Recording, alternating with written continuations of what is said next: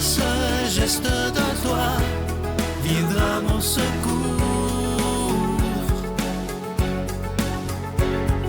Viens semer dans mon âme le grain de l'amour. Je traverse un désert et je meurs de soif. Montre-moi le mystère qui garde la foi. Bon vendredi, bienvenue à votre émission La Victoire de l'amour. Si vous saviez comment je suis content, que je me sens privilégié de pouvoir vous rencontrer comme ça le matin. Alors, comme on le fait à tous les vendredis, on rejoint quelqu'un qu'on aime beaucoup. Elle est médecin, la docteure Valérie Julie Brousseau, et l'homélie avec David Vincent.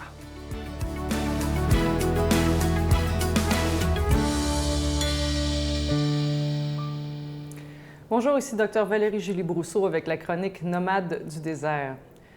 Comme la plupart d'entre vous le savent, j'ai été élevée à Montréal, la ville aux 100 clochers. J'ai aussi passé une bonne partie de mon enfance chez les Sœurs. J'ai étudié dans une communauté franciscaine. J'ai été pensionnaire pendant 2 ans. Ça a été 2 ans de mon enfance qui ont été fantastiques. Et je suis aussi entrée en communauté religieuse 2 fois. Et quand je me promène maintenant à Montréal, puis je vois les églises fermées, curieusement pour moi, c'est une forme de soulagement. Vous allez me dire, « Wow, qu'est-ce que tu viens de dire là? » Mais oui, parce qu'on avait une église, une institution qui était une ressource. On était impliqué dans l'éducation, dans la santé, on était même dans la moralité, on était un petit peu trop proche du gouvernement pendant plusieurs années. Tout ça, ça l'a mené à une révolution tranquille au Québec. Et je pense que c'est bon. On n'a pas fini cette révolution. Et cette révolution va pouvoir rajeunir l'Église, va pouvoir lui redonner vie à sa source. Qu'est-ce que je veux dire par là? C'est que pendant X nombre d'années, évidemment, l'Église a servi un rôle de ressource. On était là pour donner des services. On a pu donc transmettre des valeurs, des manières de faire à la société qui ont maintenant récupéré ces valeurs et ces manières de faire. Et d'ailleurs, si on regarde le droit au Québec et au Canada, si on regarde la majorité de nos hôpitaux, de nos écoles, elles ont toutes encore, même si on n'y enseigne plus nécessairement la religion comme avant, elles sont tous inspirées dans leur manière de faire de la foi chrétienne.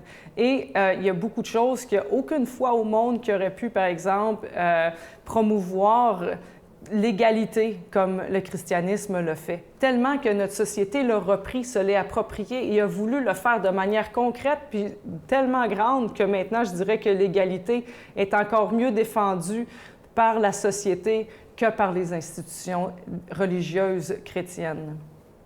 Et donc, pour moi, ce que ça veut dire, c'est qu'on est obligé, si on veut continuer d'avoir une Église vivante, de se remettre à la base. Et la base, ce n'est pas d'offrir des ressources, mais de mener à la source, de garder en contact avec la source qui est Jésus. Et donc là, on pourra arriver vraiment à nourrir les gens profondément. Avant, on les servait, on les avait encadrés, on leur disait comment vivre, on leur donnait les réponses avant même qu'ils aient posé les questions.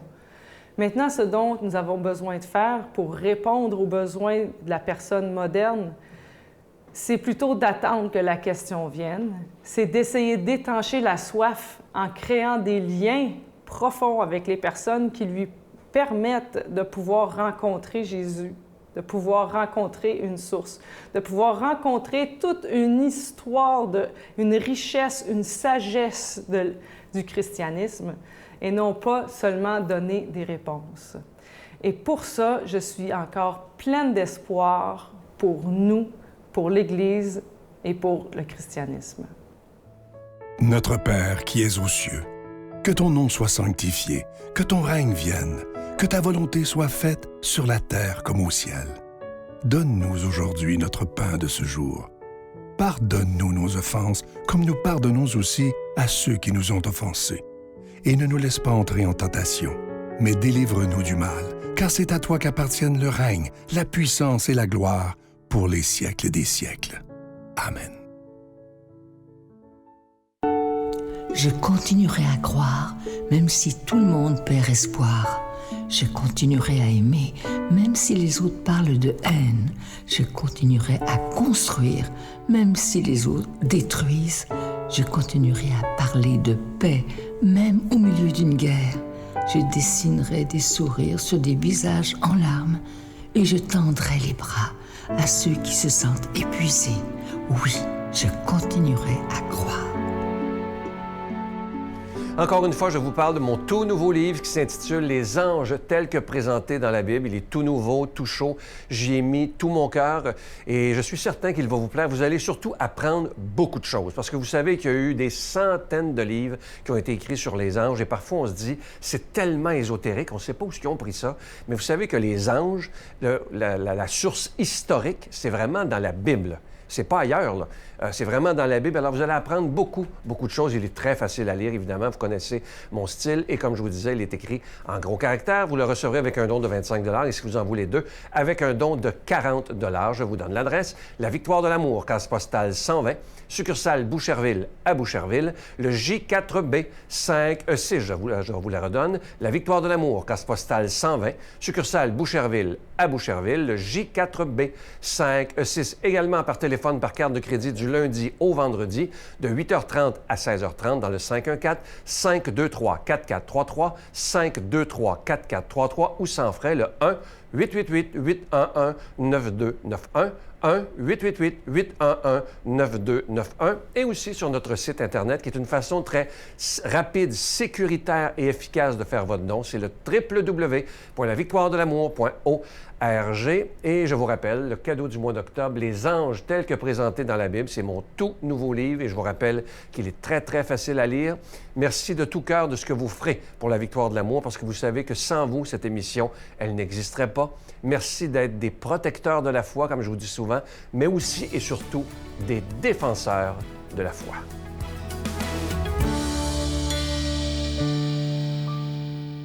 Mon Dieu, donnez-moi la sérénité d'accepter les choses que je ne peux changer, le courage de changer les choses que je peux et la sagesse d'en connaître la différence. Amen.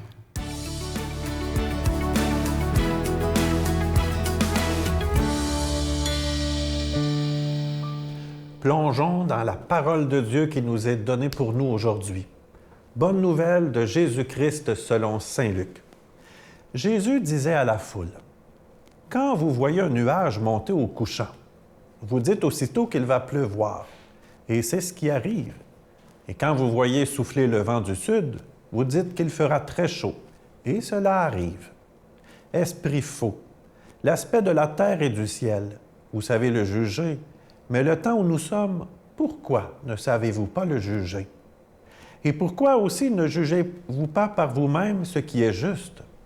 Ainsi, quand tu vas avec ton adversaire devant le magistrat, pendant que tu es en chemin, efforce-toi de te libérer envers lui pour éviter qu'il ne te traîne devant le juge, que le juge ne te livre au percepteur des amendes et que celui-ci ne te jette en prison. Je te le dis, tu n'en sortiras pas avant d'avoir payé jusqu'au dernier centime. Acclamons la parole de Dieu. Louange à toi, Seigneur Jésus. Quand on écoute les nouvelles aujourd'hui, qu'on lit les journaux ou qu'on va voir un peu sur Internet, des fois même sur notre fil Facebook ou sur Twitter, il y en a beaucoup des mauvaises nouvelles aujourd'hui.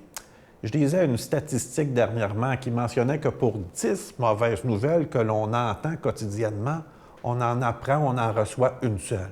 Puis je me demande si cette statistique-là, c'est un mot pas facile à dire, n'est pas un peu conservatrice, puisque j'ai l'impression qu'on en a encore plus de mauvaises nouvelles avant d'en entendre une bonne. C'est le monde dans lequel on vit, les informations aussi. D'une certaine manière, tout ce lot de mauvaises nouvelles peut, d'une certaine manière, à la longue, nous décourager, nous rendre pessimistes, moroses. Puis je ne sais pas si tu as remarqué souvent dans les événements qui vont se passer, on est souvent porté où les journalistes vont inviter un spécialiste, un chercheur, un expert pour venir analyser la situation. Il s'est passé une catastrophe météorologique, on va inviter un expert pour venir nous décortiquer comment ça fonctionne ou comment ça se fait que c'est arrivé. Il se passe une mauvaise nouvelle au niveau de l'économie, on va à ce moment-là interviewer un expert, un économiste ou quelqu'un qui travaille dans le domaine de la finance.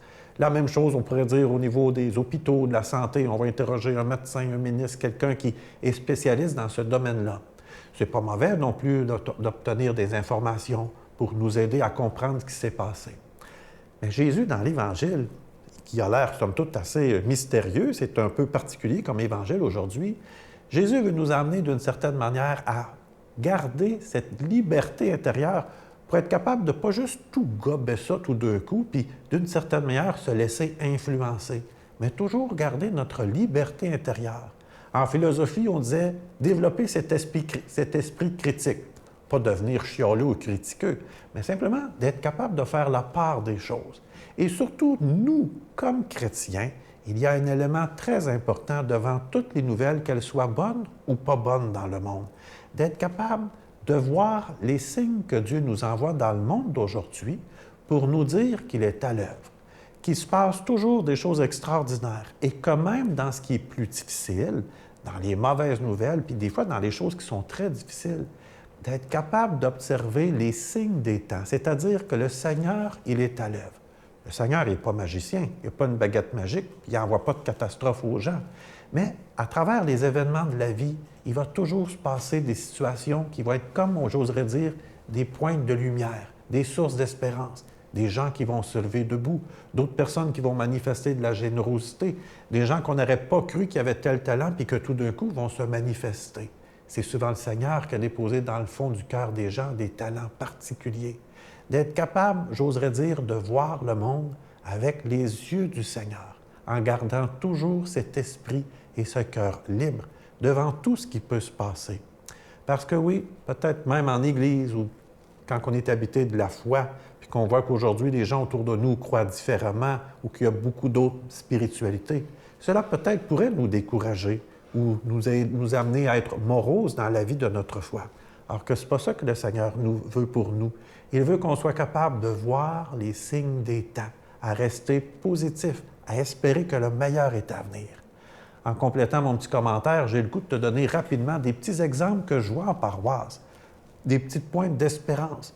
Je te parle de ce jeune qui a vécu sa confirmation dans l'année dernière.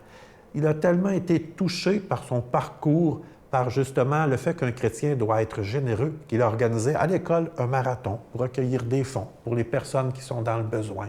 Je pense à un autre couple, justement, qui a fait baptiser leurs 3 enfants, âgés de 6 ans, 4 ans et 1 an et demi. Ils n'avaient jamais pensé au baptême et tout d'un coup ont décidé de venir faire baptiser.